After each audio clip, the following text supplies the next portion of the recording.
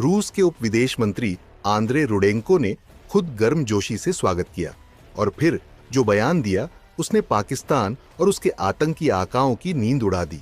रूस सभी रूपों में आतंकवाद के उन्मूलन के लिए भारत के साथ एकजुटता से खड़ा है। आतंकवाद के खिलाफ लड़ाई में रूस और भारत की स्थिति साझा है। उन्होंने ये माना कि जी 2008 वाला जो मुंबई अटैक था उस पे इंडिया ने काफी अच्छी एविडेंस दी थी। टेलीफोन स्क्रिप्ट वो जो थे कॉल्स जो थी उनका रिकॉर्ड मौजूद था और पूरी दुनिया इंडिया के साथ थी और बहुत सारे लोग पाकिस्तानी भी इंडिया के साथ सिंपैथेटिक थे, वो इंडिया को सपोर्ट करते थे। यही बात पाकिस्तान कहता है कि हमारा डिप्लोमेटिक आउटरीच बड़ी बड़ी फेंकते हैं पाकिस्तानी कि हम ये करेंगे। अजरबैजान, अबे तुम क्या दे सकते हो अजरबैजान को? खुद तुम्हारा शाम के नान का पता नहीं है कि शाम को नान एक खाओगे, आधा खाओगे या नहीं खाओगे, मोस्टली नहीं खाओगे। इतनी बड़ी बड़ी बातें इन तो पाकिस्तान फिर कहां गया?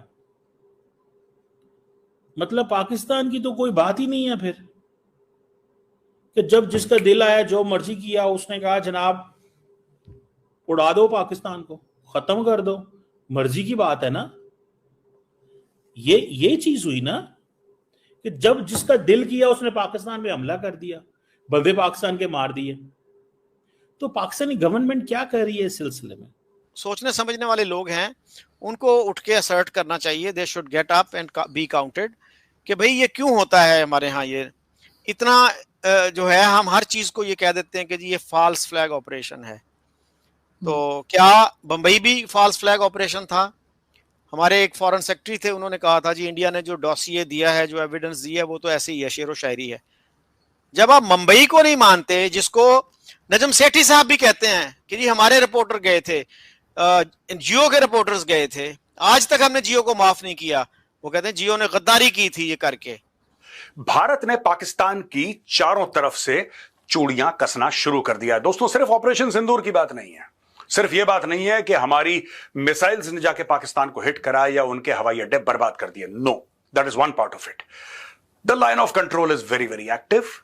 भारत ने पानी रोक दिया है पाकिस्तान का, उस तरफ स्पोर्ट्स बंद, बॉलीवुड बंद, सारे कल्चरल प्रोग्राम जो ये ड्रामा चलता था वो बंद, और भारत का एक बहुत जबरदस्त डिप्लोमेटिक प्रहार, यानी कि चौतरफा मार।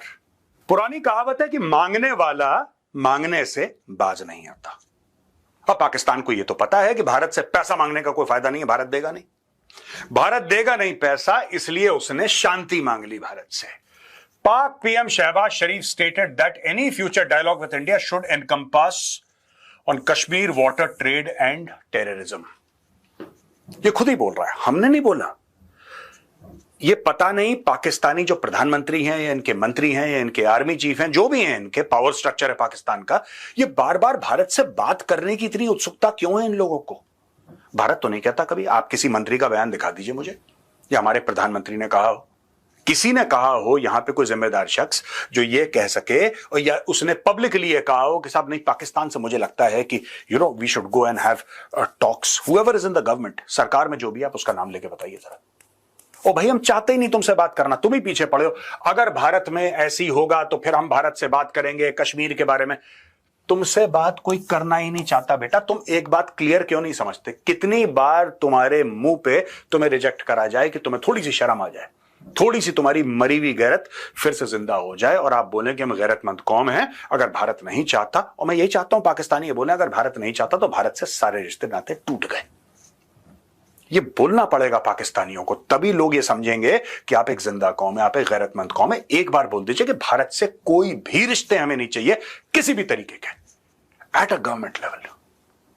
आप ये भी बोल दीजिए, मैं आपको बता रहा हूं, जैसे भारत ने बोला ना कंडीशनल, आप भी क्लियर कर दो ना, जैसे मोदी जी ने क्लियर कर दिया कि अगर पाकिस्तान से बात होती है, अगर कैवियट है इसमें, अगर पाकिस्तान से बात होती है तो बात होगी आतंकवाद के ऊपर या पीओके के ऊपर, वरना हमें तीसरे टॉपिक पे बात ही नहीं करनी।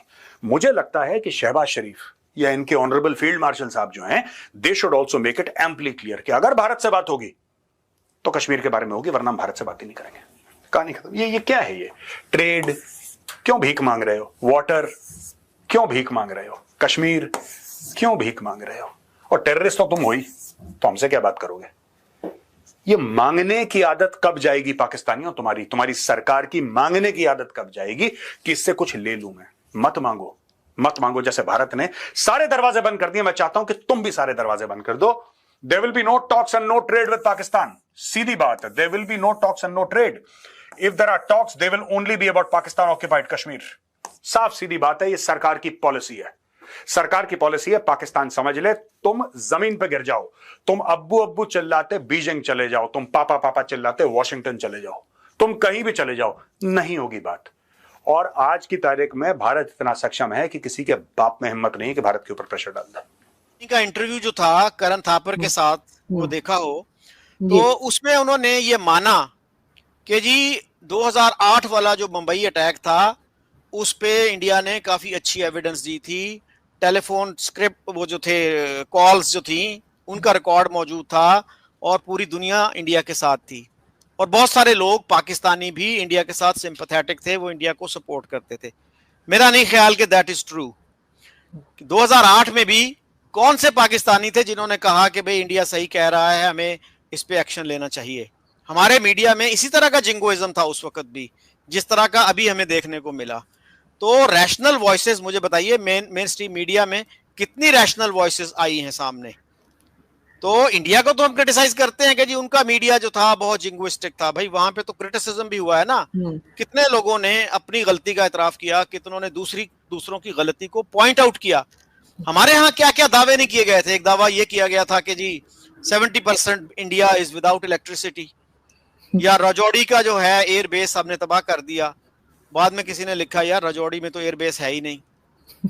तो इस तरह की जो बातें हैं, दोनों तरफ से जो बैलेंस्ड लोग हैं उनको सर उन्होंने भी लाहौर का पोर्ट उड़ा दिया था, वो तो बाद में हमने बताया कि वहां है ही नहीं। लाहौर का पोर्ट भी, और पता नहीं कुछ लोग तो कह रहे थे कि जी तरबेला की भी कोई खबर आई थी, क्या हुआ था। लेकिन बात यह है ना कि जैसे देखिए न्यूयॉर्क टाइम्स ने अपोलोजाइज किया अपने रीडर्स से, जब वो जो था इराक पे इन्वेजन हुआ अमेरिका का न्यूक्लियर इशू के ऊपर, तो न्यूयॉर्क टाइम्स ने उस पे अपोलोजाइज किया कि जी we were misled into believing that Iraq had weapons of mass destruction.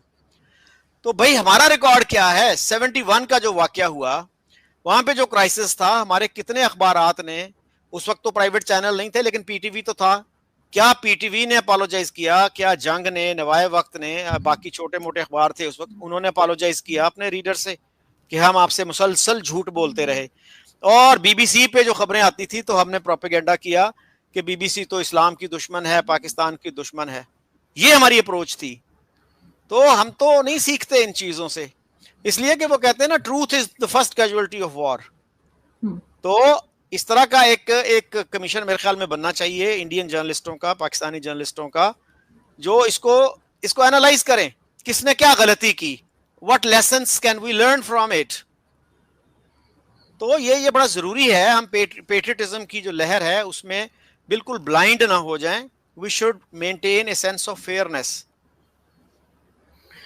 लेकिन सर ये जिम्मेदारी तो गवर्नमेंट्स की है ना कि वो इन चीजों को क्लियर करें, वो इन चीजों के ऊपर नजर रखें। ये तो और हवा देते हैं कि ठीक है, मैंने तो बल्कि लिखा भी था कि इतने तो उन्होंने ड्रोन यहाँ पर गिराए नहीं या फेंके नहीं है जितने हमने गिरा दिए कह करके। जी कभी 88 नंबर आता था, 75 गिरा दिए, इस किस्म की सर चीजें चल रही थी। लेकिन अभी आपको क्या लग रहा है, क्या अमेरिका बीच में आया है?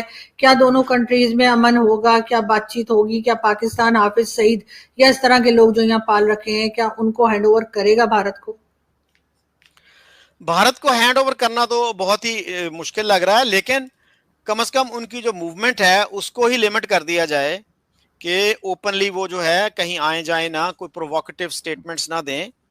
तो ये तो बहुत ही बदकिस्मती की बात है। और मेरा ख्याल है जो सोचने समझने वाले लोग हैं उनको उठ के असर्ट करना चाहिए। They should get up and be counted कि भाई ये क्यों होता है हमारे यहाँ, ये इतना जो है हम हर चीज को ये कह देते हैं कि जी ये फॉल्स फ्लैग ऑपरेशन है। तो क्या बंबई भी फॉल्स फ्लैग ऑपरेशन था?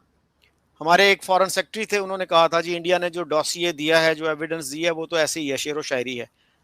जब आप मुंबई को नहीं मानते, जिसको नजम सेठी साहब भी कहते हैं कि जी हमारे रिपोर्टर गए थे, जियो के रिपोर्टर्स गए थे, आज तक हमने जियो को माफ नहीं किया। वो कहते हैं जियो ने गद्दारी की थी ये करके। तो जियो वाले कहते हैं भाई हमसे पहले तो पूरी दुनिया में ये खबर पहुंच गई थी, डॉन में ये छप चुकी थी, हमें क्यों गालियां देते हो? तो आज तक भी हम सच्चाई का सामना करने के लिए तैयार नहीं है अनफॉर्चुनेटली। और पेट्रियटिज्म जो है वो इतना ज्यादा होता है कि हम सच्चाई को मानने से भी इनकार कर देते हैं।